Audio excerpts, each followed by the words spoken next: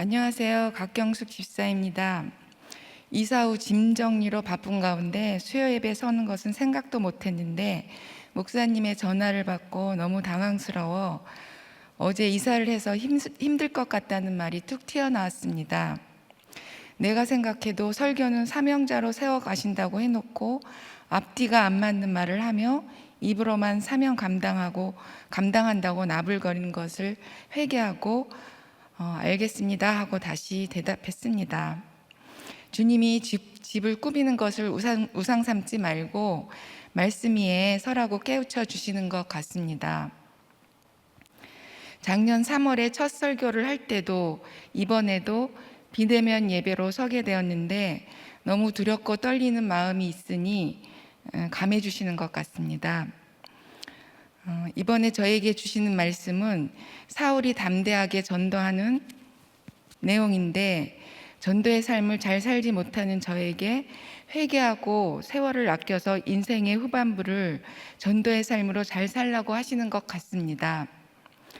이 본문은 목사님께서 작년에 설교를 해주셨는데 이례적으로 같은 본문으로 3번이나 자세하게 전해주셨습니다. 사도 바울의 회심 과정이 중요하고 우리도 사명받는 게 중요해서 3번이나 설교하신다고 하셨습니다. 2020년 4월 19일 성령의 위로, 4월 26일 성령의 진행, 5월 3일 성령의 성장이라는 제목으로 설교해 주셨으니 다시 들어보시고 은혜 받으시기 바랍니다. 어제 본문에서 보면 사울이 믿는 유대인들을 핍박하기로 악명이 높았었는데 다메섹 도상에서 예수님이 밝은 빛으로 찾아오셔서 크게 회심을 하고 이방인을 위한 사도로 세움을 받게 됩니다. 그리고 오늘 본문은 지금까지의 삶에서 유턴하여 복음을 전하는 사울에게 기다리고 있는 삶은 핍박과 고난이지만 그리하여 교회가 평안하고 든든히 서가고 주를 경외함과 성령의 위로로 진행하여 수가 더 많아진다는 내용입니다. 새벽 큐티 설교 그걸 중심으로 어제 오늘 본문을 이렇게 얘기했습니다. 저같이 미약하고 죄 많은 자에게도 찾아오셔서 여러 날을 거쳐 그 수가 많아지게 하시고 형제 지체들과 함께 사명자로 세워져 가는 삶을 나누겠습니다. 오늘 제목은 사울의 담대한 전도인데 부제목을 달아봤습니다. 나, 너, 우리는 형제 공동체입니다. 사도행전 9장 19절 하반부에서 31절까지의 말씀입니다. 첫째, 예수님이 하나님의 아들이심을 고백하고 전해야 합니다. 9장 19절 하반부에서 22절까지입니다.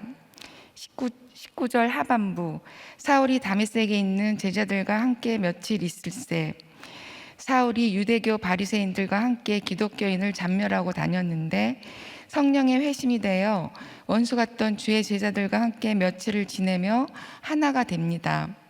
이기적이고 옳고 그름의 세상 가치관으로 보면 함께 할 수 없는데 구원 때문에 예수 씨를 보니 가능합니다. 그래서 내게 붙여준 이상한 남편과 이상한 아내라도 살아야 합니다. 20절, 즉시로 각 회당에서 예수가 하나님의 아들이심을 전파하니 사울은 제자들과 함께한 지 며칠 안 되었는데 즉시로 죽음을 불사하고 예수가 하나님의 아들이라고 전합니다. 죽음을 불사한 이유는 당시 경건주의자들이었던 유대인들은 예수가 목수의 아들이고 처녀가 잉태해서 낳았으며 저주라 여겼던 십자가에서 죽었다는 가치관을 가지고 있어서 예수가 하나님의 아들이라는 너무나 개혁적이고 새로운 사실을 받아들일 수 없었습니다. 21절에서 22절, 듣는 사람이 다 놀라 말하되 이 사람이 예루살렘에서 이 이름을 부르는 사람을 멸하려던 자가 아니냐, 여기 온 것도 그들을 결박하여 대제사장들에게 끌어가고자 함이 아니냐 하더라. 사울은 힘을 더 얻어 예수를 그리스도라 증언하여 다메섹에 사는 유대인들을 당혹하게 하니라. 시기마다 주의 이름을 멸하려는 자가 있고 내 안에도 있습니다. 사울은 스데반을 죽인 죄인이라 할 말 없는 인생이었는데 주님을 만났고 보았기 때문에 힘을 더 얻어 감정적으로 전하지 않고 객관적인 논리로 전하며 유대인들을 당혹하게 만듭니다. 여기서 당혹하다는 굴복하다는 뜻이 있습니다. 저는 당대 신앙인입니다. 중학교 때부터 성당을 다니고 있었는데 남편을 만나 교회에 나가기 시작했습니다. 남편의 집안은 할아버님이 교회도 세우고 아버님은 목회도 하신 4대째 내려오는 믿음의 집안이었습니다. 그러나 아버님의 바람으로 어머니는 일찍 돌아가시고 그 후 시아버지는 2번의 결혼과 2번의 이혼으로 배다른 형제가 모두 6명이나 되었습니다. 그중 남편의 형제는 4명이고 모두 방치했기에 초등학교도 졸업하지 못했는데 남편만 검정고시로 대학을 나오게 되었습니다. 저희는 8년 연애 끝에 우리 집에 반대가 있었지만 결혼을 했습니다. 반대한 이유는 남편이 너무 가난하고 가족들도 모두 뿔뿔이 흩어져 사니 고아 같은 사람이라고 반대했습니다. 신혼을 지하 단칸방에서 시작했지만 제가 다니는 직장에서 무상으로 아파트를 제공해 주어서 1년도 안 되어 아파트로 이사가 경제의 물꼬가 트이고 어렵게 2 아들을 낳았고 아파트도 당첨되고 남편도 학원 쪽으로 진출해 많은 돈을 벌게 되니 금방 잘 살게 되었습니다. 아, 이게 행복이구나 하며 가족 우상에 사로잡혀 사는데 어느 날 출근한 남편의 한 통의 전화로 모든 것이 무너져 내렸습니다. 학원에 학생으로 온 유부녀를 가르치고 상담하다 사귀게 되었고 호텔에서 불륜을 저지르다 그 여자의 남편의 신고로 경찰서에 잡혀 있는 것을 알게 되었습니다. 당시에는 간통죄라는 법이 있었습니다. 이때부터 옳고 그름의 화신이 되어 남편을 멸하려는 생각으로 가득 차 있었습니다. 세상에는 공정한 것이 없다는데 바람 한 번 핀 것을 어떻게 그럴 수가 있어 하며 공정하지 못하다는 생각이 들었습니다. 그때도 교회를 다녔는데 목자 없는 양같이 방황하며 많은 생각에 사로잡혀 이혼의 낭떠러지로 가고 있었습니다. 그 중에 하나는 기러기 부부가 되어 살아보면 좋아지지 않을까 하여 호주를 4 식구가 탐방하게 되었는데 태어나서 처음으로 한 해외여행이었습니다. 여행하면서 경치가 너무 아름다워서 사이좋은 부부로 왔다면 얼마나 좋았을까 생각하며 너무 슬픈 생각이 들었습니다. 호주를 탐방해 봐도 사는 것도 자신이 없고 달라질 것도 없는 것 같아 생각을 접으니 그저 이별 여행이 되었습니다. 정말 목장 공동체가 있어서 건면을 받았다면 유턴을 했을 텐데 몇 년을 냉담하다가 큰 소리 내서 한번 싸워보지 않고 교양 있게 합의이혼하고 친정에도 통지만 하는 악을 저질렀습니다. 사울이 자신의 오름으로 살기 등등하여 기독교인들을 잔멸하라고 했던 것처럼 나는 나의 오름으로 남편을 잔멸하려는 악함으로 이혼까지 가게 되었습니다. 이혼을 한 뒤 살던 곳에서 멀리 떠나 이혼녀로 숨어 살다 다시 살던 곳으로 인도받아 돌아오면서 정오의 빛 같은 김양재 목사님의 설교를 듣게 되었습니다. 처음 진 십자가가 가장 쉽다는 설교를 들은 저는 삶일 밤낮을 통곡하며 회개가 되어 울었습니다. 특히 시댁 식구들을 가진 것이 없다고 무시한 것과 남편이 바람핀 것을 용서 못해 친정과 시댁 식구들 그리고 우리 집을 멸하며 아무 소통도 없이 지내게 만든 장본인임을 회개하게 되었습니다.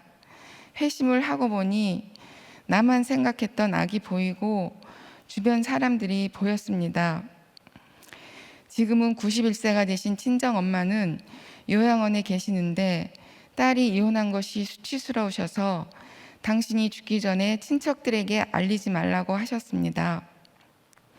그리고 시댁 쪽에서는 가장 모범적인 가정으로 보였던 우리 가정이 이혼을 하니 세월이 흘러 시누이 시동생도 이혼을 했다는 소식이 들려 마음이 너무 아팠습니다. 회개는 유턴이라 했는데 목사님 설교를 듣고 즉시 큐티를 시작하려고 책을 사서 보니 에베소서 4장 22절에서 24절 말씀으로 너의 욕심을 따라 썩어져가는 옛사람을 버리고 오직 심령으로 새롭게 되어 하나님의 거룩함으로 지으신 새 사람을 입으라는 말씀으로 내가 그리스도를 영접했다고 확인시켜 주셔서 뛸 듯이 기뻤습니다. 그리고 이혼녀가 된 이후로는 이혼녀라는 것을 밝히고 싶지 않아 교회 공동체에 못 들어가고 있었는데 우리들 교회 가서 예배를 드려보고 결정해야겠다고 생각했습니다. 그래서 주일 아침 일찍 일어나 큐티책을 펼쳤는데 신명기 말씀을 주셨습니다. 내 열조의 하나님 여호와께서 내게 주셔서 얻게 하신 땅에서 너희가 평생에 지켜 행할 규례와 법도는 이러하니라 하며 성경책 제목에도 예배 장소라 나와서 너무나 가슴이 뛰었습니다. 제가 큐티를 처음 시작하니 문자적으로도 인도해 주시며 확증해 주시는 것 같았습니다. 그 길로 2005년 5월 15일 희문 성전을 찾아가 첫 예배를 드렸는데 그날 말씀은 마태복음 계보였습니다. 다윗이 밧세바와 간음했는데 놀랍게도 정확히 불륜이라는 단어를 쓰시며 불륜보다 더 무서운 죄는 회개하지 않는 죄라고 하셨습니다. 오랜 시간을 불륜을 금기어처럼 생각하며 내 마음대로 이혼하고 남편과 혼전 순결도 지키지 못했는데 거룩한 척하며 용서를 못한 죄인임이 회개가 되어 많이 울었습니다. 그리고 즉시 교회에 등록을 하고 인도함을 받아 목장을 찾아갔습니다. 이혼한 것을 아무에게도 얘기 안 하던 저는 목장의 많은 사람들 앞에서 내 고난을 나누고 집사님들의 고난도 들으니 성령의 위로를 받아 평안해졌습니다. 사울이 원수 같았던 기독교 제자들과 며칠 함께 있었는데 즉시로 예수가 하나님의 아들이라고 전파한 것처럼 나도 목장에서 형제 지체들과 함께 있으니 그 힘으로 내 죄를 보고 적용하기 시작했습니다. 그렇게 원수같이 보여 멸하려 회파하기만을 생각했던 남편한테 예수씨가 보이기 시작했고 콩가루 같았던 그 집안이 4대째 예수 믿는 집안으로 우리 집보다 훨씬 좋은 집안이라는 생각이 들었습니다. 그래서 형제 지체들의 겉면을 힘입어 적용을 하며 여러 가지 일들을 감사하다 했고 예수 믿고 보니 당신 집이 로얄 패밀리라고 그리고 나를 예수 믿게 해줘서 고맙다고 편지를 보냈습니다. 정말 예수가 목수의 아들이고 처녀가 잉태하여 낳았고 저주같이 십자가에서 돌아가셨지만 하나님의 아들이라고 그 예수님이 날 구원해 주신 예수 그리스도라고 회심하며 당신 집이 콩가루 집안이 아니라고 전하니 그 사람이 많이 당혹해 했을 것 같습니다. 나중에 들었지만 내 편지 받고 많이 울었다고 합니다. 회심을 하고 보니 그 집안이 달라 보였습니다. 예수가 하나님의 아들이었습니다. 믿음의 집안이 최고인 것입니다. 적용 질문 드리겠습니다. 여러분은 원수 같던 사람한테조차도 예수 씨를 보고 있습니까? 무조건 무시합니까?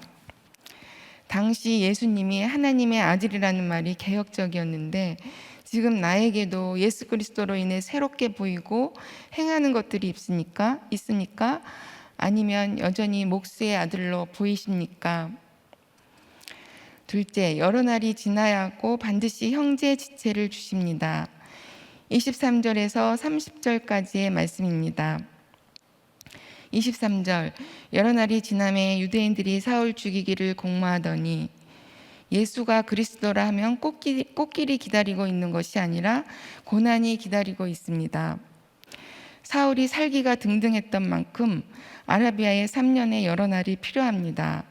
거기서도 열심히 전하니 그곳에 있는 왕이 죽이려 한 것처럼 아무리 정오의 빛을 만나도 계속 훈련은 있습니다. 24절에서 25절, 그 계교가 사울에게 알려지니라. 그들이 그를 죽이려고 밤낮으로 성문까지 지키거늘 그의 제자들이 밤에 사울을 강주리에 담아 성벽에서 달아내리니라. 택자는 고난에서 패스하는 지혜가 생겨서 계교를 알게 하십니다. 그것이 말씀 묵상입니다. 사울을 죽이려고 밤낮으로 성문을 지켜도 이미 예수 믿자마자 사울에게 제자들이 생겼습니다. 사단이 밤낮으로 지켜도 아라비아에서 생긴 제자들이 쓰레기 담는 광주리에 내려 구해주는데 대단한 사울에게는 이런 경험이 필요했습니다. 그리고 사명이 있으면 시기마다 도와주는 사람이 있습니다. 26절 사울이 예루살렘에 가서 제자들을 사귀고자 하나 다 두려워하여 그가 제자됨을 믿지 아니하니 사울이 3년이 지나고 성령의 형제되어 제자들과 사귀려 예루살렘을 방문했는데 제자들이 믿지 못하지만 사울이 제자들과 사귀고자 하는 마음이 중요합니다. 그렇듯 우리도 목장에서 사귀고자 하며 인정받는 것이 중요합니다. 자기 죄를 보는 공동체가 있는 것이 세계적인 대안이라 하셨는데 기적이 일어난 공동체에서 인정받지 못함은 어디에서도 인정받지 못합니다. 27절에서 28절 바나바가 데리고 사도들에게 가서 그가 길에서 어떻게 주를 보았는지와 주께서 그에게 말씀하신 일과 다메섹에서 그가 어떻게 예수의 이름으로 담대히 말하였는지를 전하니라. 사울이 제자들과 함께 있어 예루살렘을 출입하며 사울이 회심한 후에는 아나니아를 지금은 바나바를 준비해 놓으신 것처럼 하나님이 나를 택하셨다면 반드시 지체를 허락하십니다. 그래서 사도들의 모임에 들어가도록 바나바가 그 역할을 합니다. 바나바의 중재로 사울의 오해가 풀려 제자들과 함께하게 되었는데 이럴 때 서로를 알아보게 되니 함께가 정말 중요합니다. 즉 공동체에서 검증이 되어야 하고 반드시 지체를 주실 때까지 기다려야 합니다. 29절에서 30절 또 주 예수의 이름으로 담대히 말하고 헬라파 유대인들과 함께 말하며 변론하니 그 사람들이 죽이려고 힘쓰거늘 형제들이 알고 가이사라로 데리고 내려가서 다소로 보내니라.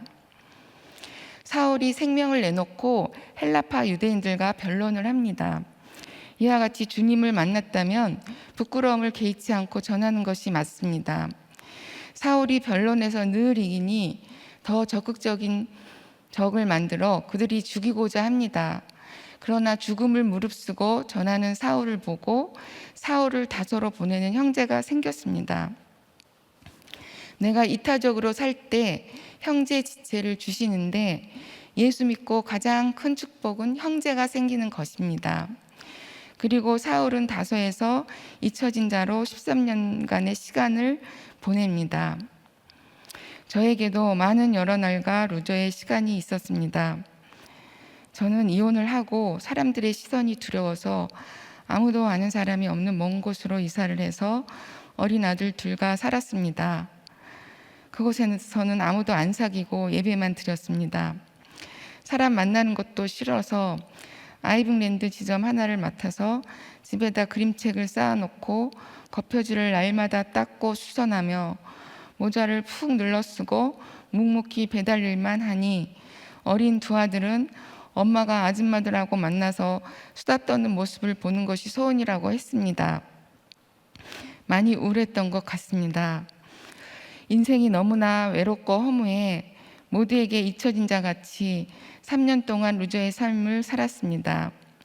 그러다 다시 살던 곳으로 이사 오도록 하시고 우리들 교회로 인도받아 회심을 했는데 사울이 정오의 빛을 만나도 계속 훈련이 있듯이 저에게도 여러 날의 훈련이 기다리고 있었습니다. 우리를 계속 만나러 오는 애들 아빠라서 나만 마음을 돌리면 재결합이 쉬울 줄 알았는데 적용을 해도 회피만 하였습니다. 양육을 받으며 1년여를 목장의 형제 지체들이 함께하며 나에게 용기를 주며 적용의 길을 걸어가게 했는데 이번에는 애들 아빠가 어떻게 살고 있는지 구체적으로 물어보라는 처방이 나왔습니다. 그날 큐티 본문에 세상 왕인 벨사살 왕이 죽었다는 말씀을 뒤로하고 애들 아빠를 만나러 갔는데 하나님의 때가 되었는지 충격적인 말을 듣게 되었습니다. 재혼한 지 3년이 되었고 자기도 이 길을 가는 것이 힘들고 나와 아이들을 보면 가슴이 찢어진다고 했습니다. 본인도 이혼한 사실이 용납이 안 되고 사업도 되지 않아 인생을 접으려 했고 내가 적용으로 준 편지 받고 많이 울었다고 했습니다. 그러나 너무 멀리 와서 돌아갈 수 없다고 했습니다. 그리고 이미 아이까지 있었습니다. 그렇게 1년여를 목장 식구들과 함께 간절히 기도하며 왔는데 이건 기도응답이 아닌 것 같아 차를 타고 가는 사람에게 그 가정에 문제가 생겨 헤어지게 되면 나중에라도 우리에게 돌아오라고 했습니다. 그럴 리가 없다는 생각에 집에 돌아와서 아이들을 피해 화장실로 들어가 참았던 눈물을 쏟으며 하나님께 따지는데 방언으로 나오며 큰 깨달음이 왔습니다. 마치 음성이 들리듯이 얘야 너한테는 내가 있지 않느냐 하는 말씀에 네 맞아요 하는 고백이 나왔습니다.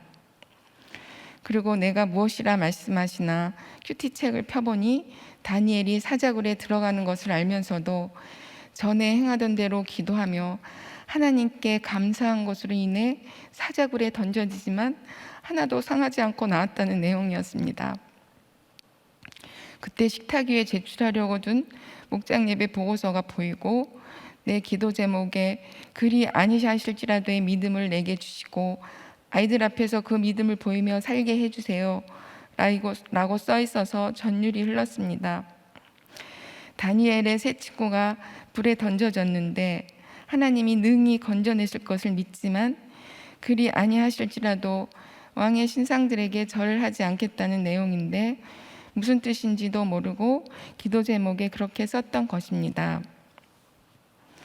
애들 아빠는 3년 전에 재혼했지만 그 소식을 막으시고 내가 1년 동안 형제 지체들과 함께하며 말씀으로 양육받은 후에 재혼 소식을 알려주셨다는 것이 깨달아졌습니다.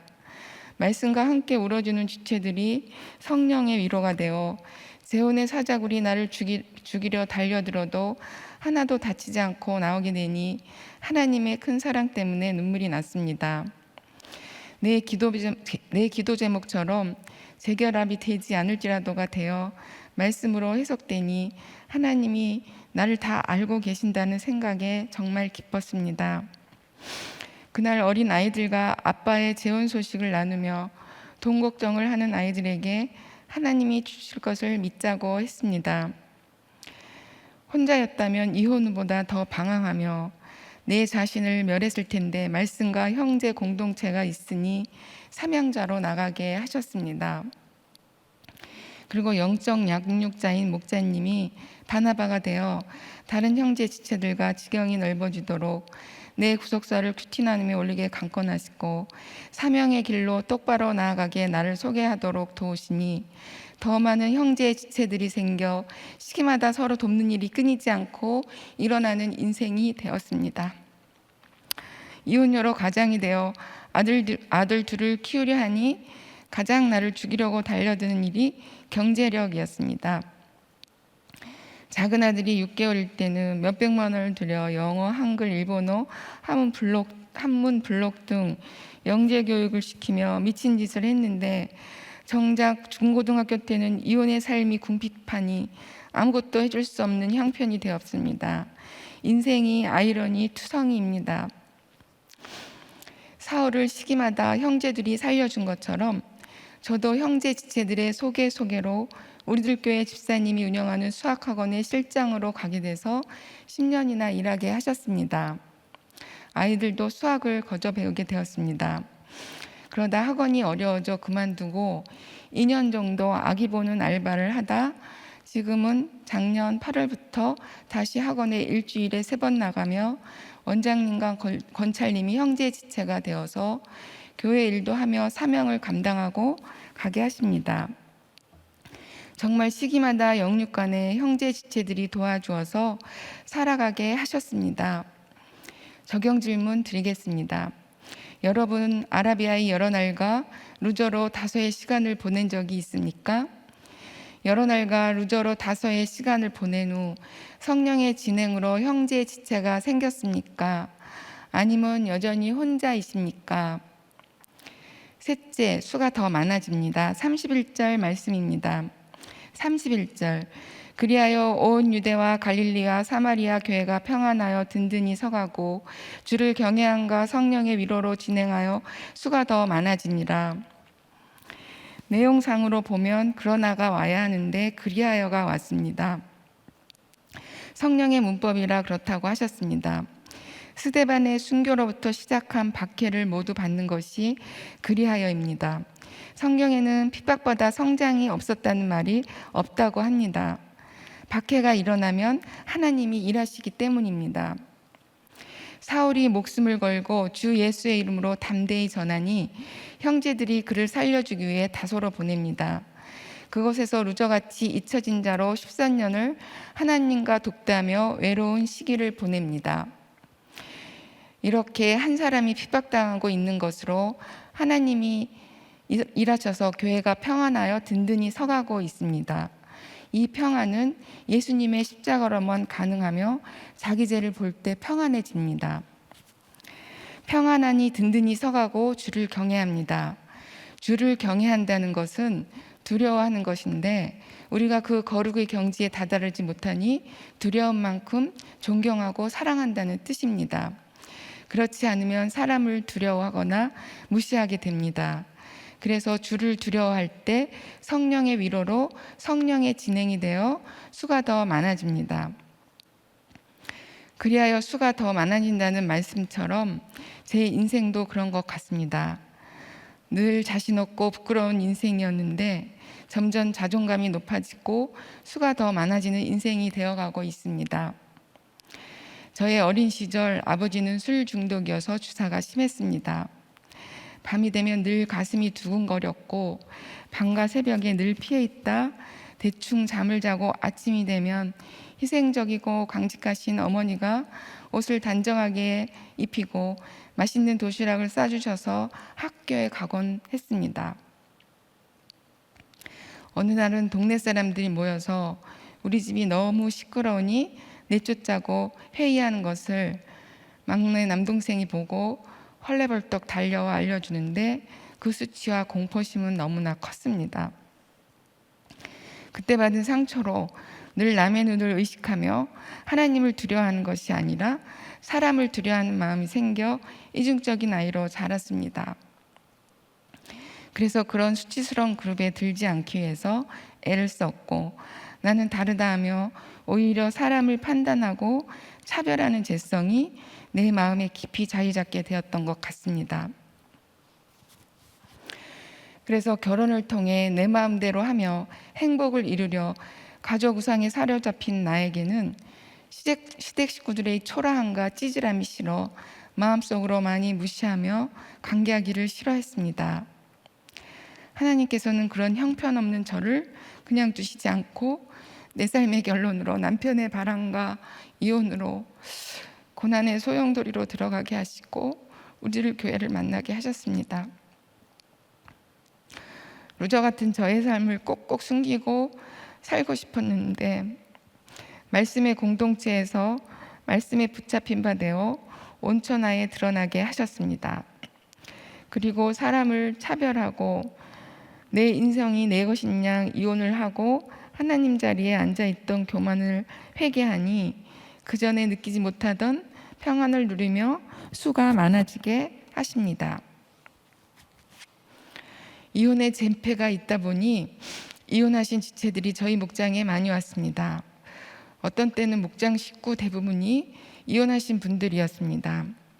목사님이 이혼하면 안 된다고 이혼이 죄라고 부르짖어도 담임 목사님이 하나님 자체가 상급이라는 설교를 하시니 이혼하신 분들이 우리들 교회로 정말 많이 오시는데 말씀이 들려 형제 지체가 되어 함께 가게 됩니다. 하나같이 이혼 전에 말씀을 들었다면 이혼을 하지 않았을 것이라고 시간이 지나면서 자기 죄를 보며 고백합니다. 지금은 지경이 더 넓어지다 보니 제 인생의 중요한 시점에 관여하는 일들이 많아졌습니다. 인생의 급박한 문제로 목원과 140번의 통화를 하며 소통하는 목자님과 목원을 보며 저도 목자님도 목원도 성령의 문제가 되어 수가 점점 더 많아져 가는 인생임을 느낍니다. 이번 새벽 큐티 설교를 통해 오래전에 우리들 교회를 떠나 있던 지체가 설교를 듣고 연락이 왔습니다. 그래도 들은 말씀이 있어 도망간 남편과 이혼하지 않고 호적을 지키고 있다고 합니다. 이 교회 저 교회 방황하고 다녔는데 우리들 교회에 있었다면 가정이 회복될 수도 있었을 것 같다고 했습니다. 우리들 교회를 떠나 있지만 목사님 말씀은 계속 듣고 있는 것 같습니다. 저같이 보잘것없는 인생이 지체들의 중요한 순간에 함께하며 수준 높은 인생을 사며 사명 감당하게 하셔서 감사합니다. 어린 두 아들도 공동체에서 성장하며 미약하나마 2명 다 청년부에서 목자를 감당하며 그것이 보호막이 되어 살고 있습니다. 문자적인 성장도 있습니다. 지난주 금요일에 새로운 곳으로 이사를 했습니다. 좁고 문제가 많은 집에서 12년을 살며 그래도 가격이 오를 거야 하며 지역 브랜드를 내려놓지 못하는 죄를 회개하며 새로운 환경에 대한 두려움을 내려놓고 이사 가는 것을 결단하니 매매가 어려운 집이 내놓자마자 팔리고 지역을 옮겨 전에 살던 곳에서 가까운 곳으로 이사 오도록 인도해 주셨습니다. 이사 오고 나니 각자 방이 생긴 아이들이 너무 좋아합니다. 그리고 이삿짐을 아이들과 함께 정리하다 연애 시절 애들 아빠로부터 받은 먼지 쌓인 연애 편지가 잔뜩 나왔습니다.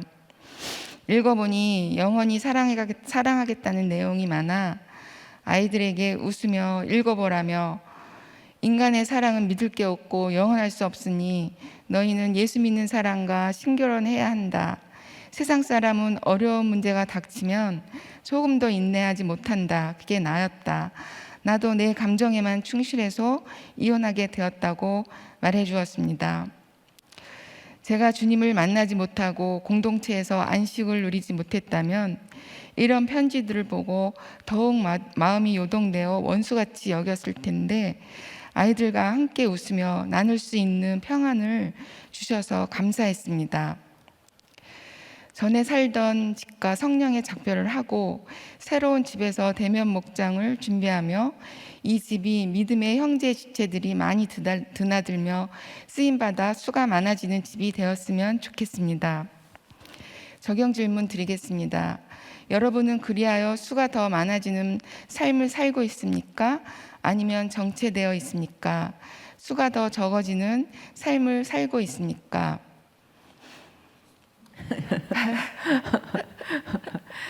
네.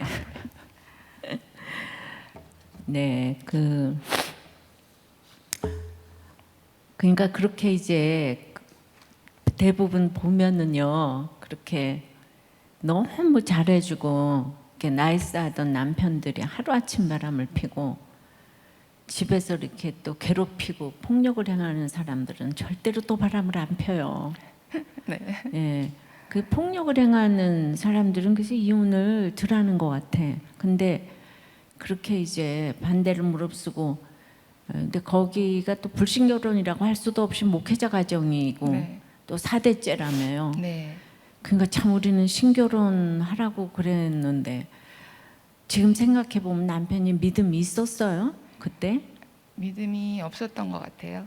근데 4대는 왜 붙이고 댕겨요? 네. 그래 이제 그러니까 네. 우리 각 집사가 그때 믿었었나요? 그때는 제가 성당을 다니고 있었는데 저를 전도했어요. 그러니까 그 남편이 불신결혼을 한 거구나. 네. 네. 그럼 뭐라고 야단도 못 치겠네. 네. 그런데 이제 그 남편이 너무 이제 잘해주다가 바람을 피니까 네. 이제 정말 집사님이 그냥 도리어 이제 먼저 이혼하자고 뭐 말도 네. 못하게 그랬겠죠. 네, 이혼하자고 네. 맨날 입에 달고 살았어요. 이혼하자고. 그러니까 글쎄 아무런 용 빼는 재주도 없으면서 왜 이렇게 이혼하자고 그래요. 그러니까 그때는 네. 그냥 다른 그냥- 거 애들도 안 보이고 네. 친정 식구 뭐 시댁 식구 뭐 안 보이고 그냥 나만 보이더라고요. 너무 네. 억울하고. 그래서 그냥 혼자서 어디 가서 뭐 하고 살라고. 그런 생각도 없어요. 생각도 없고 그냥. 그러니까 이제 혼자 딱 되니까 네. 100만 원 벌기가 하늘의 별 따기잖아요. 네, 제가 그 아기 보는 알바를 했었잖아요. 2년 네. 동안. 그런데 정말 그런데 알기 글쎄, 어렵더라고요. 예, 그러니까 그 다들 지금 이 시대에 예, 어떻게 바람을 필 수가 있냐. 어디 뭐 전부 다 우리 모든 드라마의 주제는 어떻게 바람을 피냐. 이혼해야 된다 뭐 이러면서 한량없는 저기 불쌍한 코스프레를 하면서 이혼을 정당화하고 지금 그러는데 예. 그러니까 치사스럽게 그런 사람하고 어떻게 사냐. 인생이 결혼이 다 치사스러운 건데 예, 그러니까 지금 생각해 보면은 그래도 남편은 바람피고 이혼 생각은 안 했었잖아요. 네, 곽 집사가 죽어라고 이혼해 달라 예, 그랬지. 예. 그래서 변하지 않을 것 같다고 예, 이제 계속 몇 년을 그러니까 냉담하고 그러니까는 예. 내가 이제 막 성격이 막 교과서 같고 변하지 않을 것 같다고 하면서 나중에는 이혼을 하자고 그러더라고요. 글쎄 계속 어떻게 지겨워서 어떻게 살겠어요. 계속 고시원에 나가서 있다가 있으면 예. 제가 들어오라고 해요. 예, 근데 또 마음에서 안 되게 말씀으로 해석이 안 되니까 예, 또 막 힘든 거예요. 그러니까 또 예. 냉담하게 대하고 그러면 또 고시원에 나가고 예. 그러다가 이제 그러니까 이 말씀이 없으면은 이게 해결이 안 되는 거예요, 그죠? 해결이 안 되더라고요. 그러니까 거기서 이제 왜 저 남자가 그렇게 됐을까?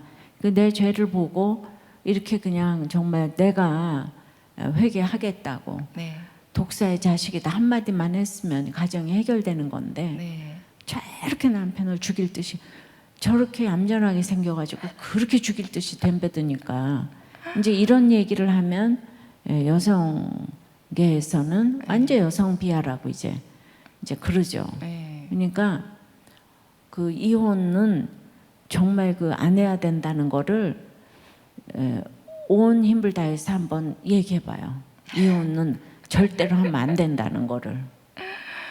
그 이제 이혼을 할 때는 자기 생각만 하고 자기 생각에 진짜 사로잡혀서 이게 이제 다른 것들이 안 보이거든요. 더 중요한 것들, 그러니까 가족 예. 그리고 소통하는 거, 그리고 이제 애들한테도 이 친척들을 다 끊어놓고 친정 부모님한테도 그렇게 하고 예. 모든 것을 다 끊는 거예요. 보니까 다 끊고 부끄럽고 예. 수치고 네. 죄고 이러면서 그래서 왜 하는 거야 글쎄 이혼을. 근데 그게 속의 자존심 때문에 그런 것 같아요. 그렇지 인간이 아주 지옥 뿌리에서 네. 올라온 거 이제 자존심. 교만하게 예. 어떻게 네가 나한테 그럴 수 있냐 예.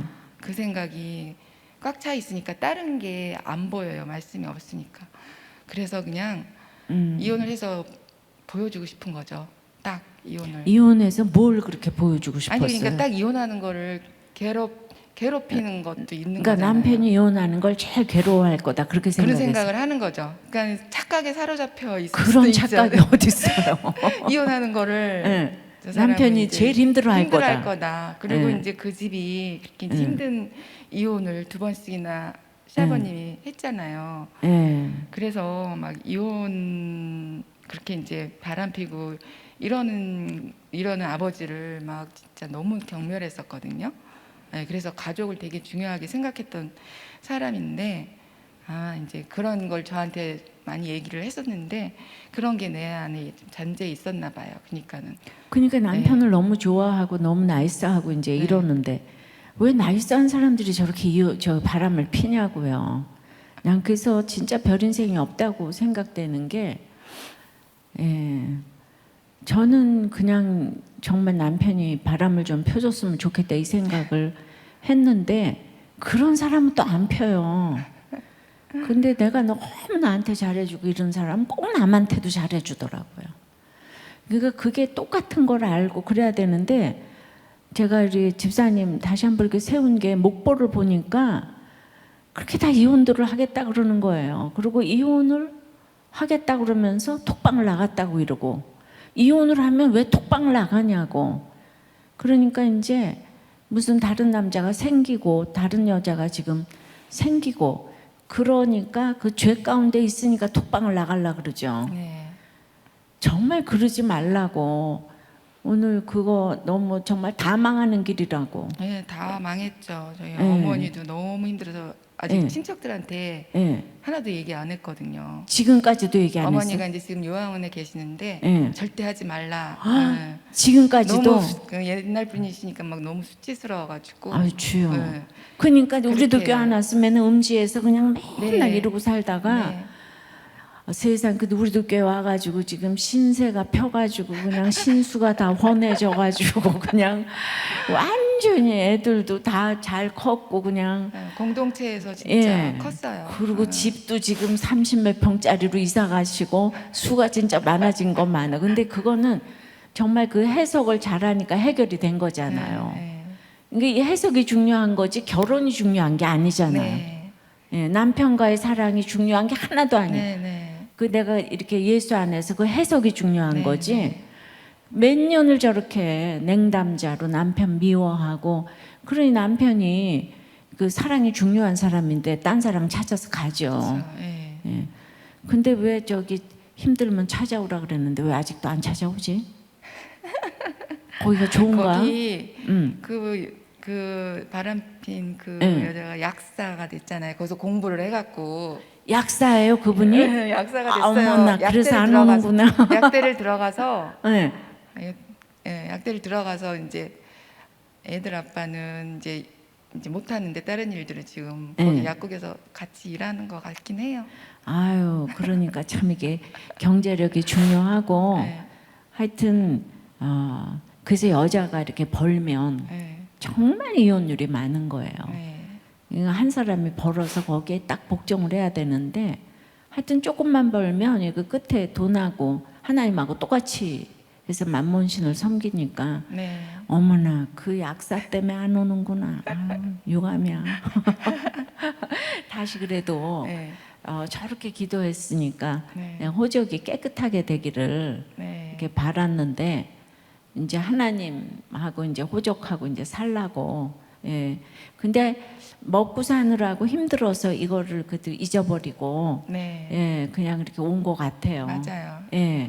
그 이제 이혼 하신 분들 그 목장에 많이 가는데 예, 우리도 꽤 정말 아이러니해요. 네. 예, 하나님 자체가 상급이니까 이혼도 안 해야 되고 네. 상급이니까 이혼에도 와서 또 잘 다녀야 되고 하나님 자체가 상급인 거를 집사님 통해서 너무 이렇게 잘 보여주고 있고 그리고 이제 이렇게 시간이 지나니까 결국은 다 잘 됐다는 거 오늘 이렇게 보여주셔서 제가 또 그게 감사해서 예 얼굴이 지금 너무 밝고 기쁘고 좋잖아요. 이게 믿음 아니면 어떻게 그 저기 남편 미워하느라고 그냥 온 인생을 탕진할 뻔했는데 그렇게 이제 또 뭐 힘들어지면 또 뭐 이제 예, 또 그러니까 이렇게 원수처럼 헤어지지 않고 네. 또 이렇게 사죄의 편지도 다 보냈고 네. 그러니까 우리가 마무리를 참 잘하는 것 같아. 믿음이 있는 예, 우리들 교회 정말 세계적인 데에 맞는 것 같아요. 맞아요. 목장이 없었으면 네. 저 이렇게 못하죠. 네, 공동체가 네. 너무 네. 중요한 거죠. 네. 네, 오늘 이 간증 들으시고 하시는 분들은 정말 이혼하지 마시라고요. 예, 그거는 진짜 온 집안 식구 또 양가 친척들 다 죽이는 일이고 네. 자기 하나 살겠다고 자기 인권 하나 지키겠다고 다 죽이는 거예요. 정말 가정을 지키는 게 나라의 애국하는 길이고 세계를 살리는 길이라는 거를 좀 이제 아셨으면 해서 우리 초원님 간증 들었습니다. 예, 은혜 받았습니다. 감사합니다. 말씀을 맺겠습니다. 사울의 담대한 전도로 이방인인 우리도 예수를 믿게 되었습니다. 이제는 우리도 예수님이 하나님의 아들이고 그리스도라는 복음을 담대히 전해야겠습니다. 그럴 때 여러 날이 지나며 반드시 형제의 지체를 붙여주셔서 사명을 감당하게 하십니다. 이것이 성령의 위로이고 성령의 진행으로 나아가게 하십니다. 지금 핍박을 받고 루저의 삶을 살고 있다면 그리하여의 인생을 살게 하시며 십자가를 통과하는 평안과 주를 경외하며 점점 수가 많아지는 삶이 되는 성령의 성장이 되었으면 좋겠습니다. 기도드리겠습니다. 하나님 아버지, 저를 말씀이 있는 공동체로 인도해 주셔서 감사합니다. 정말 바람 피운 남편을 용서 못해 이혼을 하고 떠나며 여러 날을 왜 내가 잘못이 없는데 험난한 이혼녀의 삶을 살아야 되는지 해석이 안 돼서 죽을 것 같았습니다. 저는 수치스러운 과거에서 한 발짝도 나가지 못하는 자기 중심적인 죄인이었는데 주님이 찾아오셔서 회개하게 하시고 말씀으로 제 인생을 해석해 주시며 주의 도를 배워가게 하셔서 감사합니다. 예수가 그리스도라고 영접하는 기적을 허락하시고 시기마다 형제 지체들을 붙여주셔서 성령의 위로를 하시고 지금도 계속되는 문제들이 있지만 성령의 문제로 바라보게 하셔서 감사합니다. 정말 저의 인생을 돌아보니 그리하여의 삶을 살게 하셔서 수가 점점 많아졌음을 깨닫습니다. 이런 은혜를 생각하며 인생의 후반부에는 더욱 전도의 삶을 사는 제가 될 수 있도록 기도합니다. 우리 담임 목사님 평생을 담대한 전도의 삶을 사셨는데 영육간에 강건하게 하시고 모든 사역에 기름 부어주시며 동역하시는 부목사님들과 사역자님들에게도 동일한 은혜를 내려 주시옵소서. 이 모든 말씀 예수님 이름으로 기도합니다. 아멘. 우리 이어서 오늘 말씀을 생각하시며 기도하겠습니다. 하나님은 회심한 사울을 성령의 진행으로 하나님의 목적에 맞게 양육해 가십니다. 죄가 죽어지기까지 여러 날을 지나게 하시고 형제와 지체를 주시고 완전히 버려진 것 같은 루저의 삶까지 겪게 하십니다. 오늘 초원님께서 하나님은 믿음이 없을 때 성령의 진행으로 양육하셔서 이혼으로 인한 고난을 겪게 하시고 루저의 시간을 지나며 내 죄를 보게 하셨고 마침내 믿음의 복덕방 공동체를 만나게 하셔서 이제는 그러나가 아니라 그리하여의 인생을 살게 되었다고 고백하셨습니다. 하나하나가 하나님의 세팅이었고 성장을 위해 필요한 양육의 시간이었습니다. 어린아이 같은 믿음에서 그리스도의 장성한 분량이 충만한 믿음으로 자라는 것이 예수님의 제자인 우리의 인생입니다. 그렇기에 나에게 오는 박해, 부흥, 성장은 모두 하나님의 양육의 시간이기에 우리는 순종만 하면 되는데 여러분, 우리의 모습은 어떻습니까? 항상 나에게 왜 이러냐고 하나님은 이상하다고 외치지는 않습니까? 늘 내가 옳아서 한마디만 들어도 따지고 달려들어 네가 뭔데 네가 뭔데 하며 잠 못 이루고 있지는 않습니까? 이젠 되었다 하며 양육을 뒤로하고 판단과 정죄만 일삼고 있지는 않습니까? 이 시간 기도하실 때 우리의 교만함을 회개하며 내가 죄인임을, 되었다 함이 없는 인생임을 기억하고 구속사의 말씀으로 날마다 내 죄를 보게 해달라고 기도합시다. 복과 덕이 드글드글이는 목장에 딱 붙어서 숨 쉬듯이 양육받게 해달라고, 그래서 자기 영광이 아니라 행복이 아니라 하나님의 영광을 위해 거룩을 위해 사는 성령의 제자로 양육되게 해달라고 우리 시간 간절히 함께 기도하시겠습니다. 가정을 위해서 기도하시겠습니다. 오늘 큐티 말씀에 회당에 모인 유대인들이 복음을 전하는 바울에게 다음에도 이 말씀을 전해달라고 요청합니다. 이에 바울은 그들에게 항상 하나님의 은혜 가운데 있으라, 들은 말씀대로 살아가라고 권면합니다. 말씀을 보며 우리는 늘 은혜 받기를 원하지만 주신 말씀대로 살려고는 하지 않는 나의 이기적이고 인간적이고 연약한 모습을 보게 됩니다. 그래서 가정 안에서, 가족들 사이에서도 서로의 실수와 잘못을 용납하지 못해 옳고 그름으로 살기 등등하여 남편과 아내를 잔멸하고 아기가 가득하여 쉽게 이혼하는 죄를 저지르고 부모를 무시하며 자녀를 노엽게 하기를 서슴지 않는 것이 우리의 모습입니다. 오늘 초원님이 이혼의 죄패를 구속사의 말씀으로 해석하셔서 자기의 교만과 악을 회개하신 이 간증과 고백은 저의 완악함이요 우리의 연약함입니다. 그러므로 이 시간 우리의 가정과 목장을 위해 기도하실 때 우리에게 믿음을 더하여 주옵소서. 성령 충만하여 날마다 죽어지는 은혜를 부어달라고 기도합시다. 말씀을 머리로 이해하고 동의하는 것에 그치는 것이 아니라 회개합니다, 제가 독사의 자식입니다 고백함으로 행위와 진실로 서로를 양육하는 가정과 목장이 되게 해달라고, 수치스러운 과거에서 한 발자국도 움직이지 못하는 자기중심적인 우리네 식구들이 복과 덕이 풍성한 복덕방 목장에 딱 붙어 양육됨으로 주를 경외하는 하나님 자체가 상급되는 가족이 될 수 있도록 기도합시다. 그래서 우리 모든 가정과 목장에 죄와 중독, 각종 우상과 고통과 절망이 떠나가게 해달라고, 참된 소망을 알지 못하여 썩어질 세상의 쾌락과 헛된 것을 추구하는 나의 자녀와 배우자, 부모, 형제를 고쳐달라고, 특별히 불신결혼을 막아주시고 이혼 위기에 있는 모든 가정을 지켜달라고 우리 다 함께 간절히 기도하겠습니다. 마지막으로 교회와 나라를 위해서 기도하겠습니다. 담임 목사님 영육간에 강건하게 하시고 문서와 방송, 말씀 사역 가운데 주의 은혜로 충만케 하셔서 주님이 맡기시는 사역을 힘있게 감당할 수 있게 해달라고 기도합시다.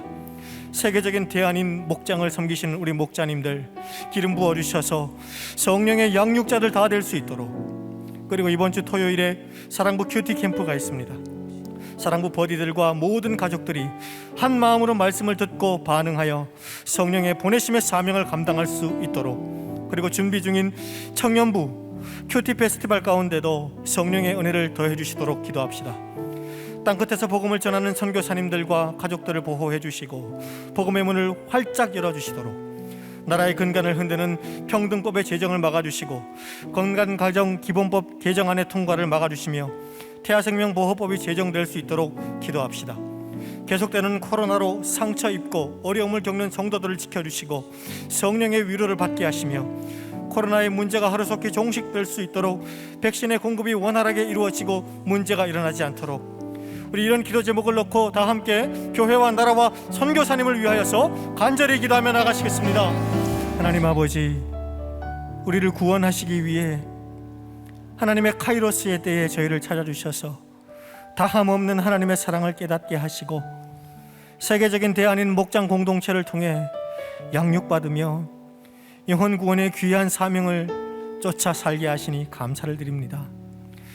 그러나 말씀 공동체를 조금만 떠나면 금세 제자리로 돌아가 제 소견에 옳은 대로 행하는 죄인이 바로 저임을 고백하지 않을 수 없습니다. 이제는 여전한 방식으로 전해지는 말씀과 복과 덕이 충만한 목장을 통하여서 너를 향해 외치던 외침이 나를 향하여 회개합니다, 내가 독사의 자식입니다, 반복적으로 외치며 갈 수 있도록 도와주시옵소서. 말씀으로 양육을 잘 받은 한 사람이 되어 세계를 복음으로 제압하는 성령의 제자 될 수 있도록 은혜 베풀어 주시옵소서. 하나님, 옳고 그름으로 살기가 등등하여 서로 대적하고 서로를 진멸하며 교양으로 포장해 맡기신 공동체 깨뜨리기를 두려워하지 않는 가정들을 불쌍히 여겨주셔서 믿음을 더해 주시며 성령 충만함의 은혜를 부어 주시옵소서. 그리하여 가정 안의 모든 중독과 우상과 미움과 생색들이 다 떠나가게 하시고 서로 말씀으로 양육하여 구원의 사명을 잘 감당하는 성령의 공동체를 이루어 수가 많아질 수 있도록 역사하여 주시옵소서. 담임 목사님 영육간에 강건하게 하시고 주의 은혜로 충만케 하여 주셔서 문서 방송 말씀 사역에 큰 구원의 역사를 이루어 주옵소서. 이번 주에 있는 사랑부 큐티 캠프에 기름 부어 주셔서 구원의 열매가 넘치게 하여 주시옵고 코로나의 문제가 속히 종식되게 하시고 지혜와 명철을 더하셔서 코로나의 상황을 잘 통과하게 하여 주시옵소서. 나라의 근간을 흔드는 평등법의 제정을 막아주시고 건강가정기본법 개정안이 통과되지 않도록 막아주시며 태아생명보호를 위한 법이 제정될 수 있도록 역사하여 주옵소서. 선교사님들의 사역과 가정을 보호해 주시고 어려움 속에서도 구원의 열매를 맺게 하여 주시옵소서.